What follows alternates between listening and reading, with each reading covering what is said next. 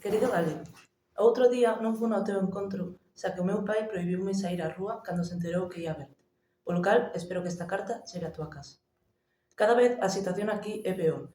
Meu pai segue enfadado porque o meu irmán contoulle que ti esta clase baixa, e agora non para de buscar no meu carto cosas que estean relacionadas contigo para queimalas no lume nas épocas de frío. Miña nai segue naquel mosteiro que te ensinei o día que me presentaches a túa amiga Rosalía. O caso, meu pai coñeceu a sobrinha do sacerdote do mosteiro, que, polo que me contou, é a filla dun nobre moi importante e quere que case con ela.